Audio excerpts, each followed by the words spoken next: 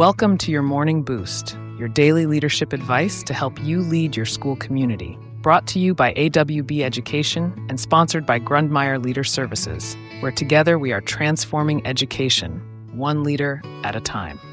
Now here's your host, Adam Bush. Welcome back to your Morning Boost, our podcast that is designed to give you school leaders the edge you need to navigate the dynamic world of education every day. Happy Wednesday, everybody. And as I was doing a little research for the show today, I saw that today, July 2nd, is National I Forgot Day. Not really sure why we need National I Forgot Day, but I guess it's a general reminder to pause, reflect, and maybe even write some things down, I guess. A useful tip for any busy school leader for sure, I suppose. But today is National I Forgot Day. On our real topic for today, we're going to tackle an often debated issue in schools, and that is cell phones. We're going to dive into an insightful article from the 74million.org website titled, "Instead of Banning Cell Phones in School, Our Connecticut District Embraced Them." This article, of course, is in the Grundmeyer Leader Services Fitting 5 newsletter. You can find that. This is article number 3 in that newsletter, so if you don't have that newsletter already, reach out to us at AWB. We can get you hooked up with that immediately.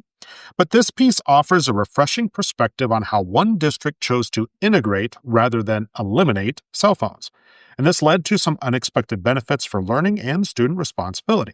So we're going to explore their approach and discuss how school leaders can reconsider traditional policies to foster a more modern and engaging educational environment.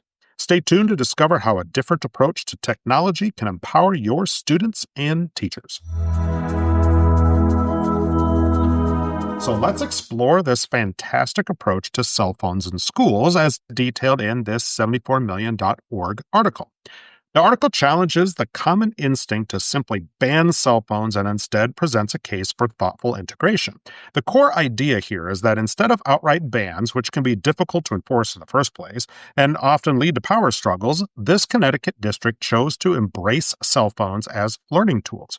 This aligns with the reality that phones are ambiguous in students' lives and also a vital part of how they connect with the world. One key benefit highlighted is the potential for cell phones to facilitate immediate research and access to information during lessons. Imagine a student being able to quickly verify a fact or look up a definition during a class discussion, deepening their understanding in real time. The district found that by explicitly teaching students how to use their devices responsibly for learning, they were also cultivating essential digital citizenship skills. This is crucial for preparing students for a world where technology is an integral part of personal and professional life. The article also suggests that this approach empowers students by giving them a sense of autonomy and responsibility over their learning tools. When students are trusted, they often rise to the occasion. A compelling example comes to mind. One of the district's high school history classes, students were encouraged to use their phones to track real-time news events related to the historical period they were studying. This allowed them to draw direct parallels between past and present. It led to incredibly dynamic and relevant discussions that a ban would have just completely stifled. Furthermore, by integrating phones into the learning environment, teachers could leverage a variety of educational apps and online resources that are accessible via mobile devices, thus enriching instructional methods and engaging students in diverse ways. The district emphasized that clear expectations and consistent enforcement of responsible use, rather than a blanket ban, was the key to their success. This takes educators setting ground rules, modeling appropriate usage, and having conversations with students when those rules are not met.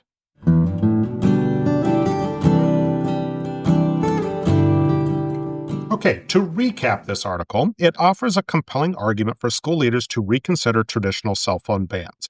By choosing to integrate phones as learning tools, districts can foster digital citizenship, empower students with autonomy, enhance learning through immediate access to information and educational apps, and cultivate a more dynamic classroom environment.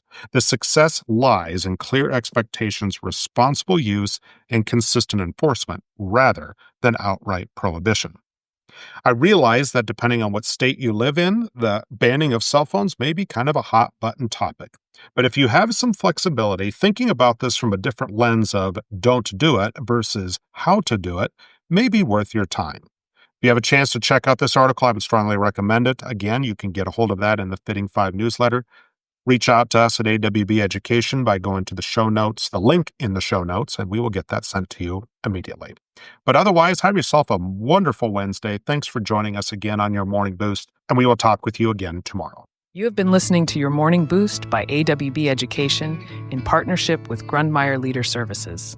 You can find out more about our services by clicking on the links in the description. Remember, you are doing this vital job that only a few can do. So until next time, thank you for your service to your community.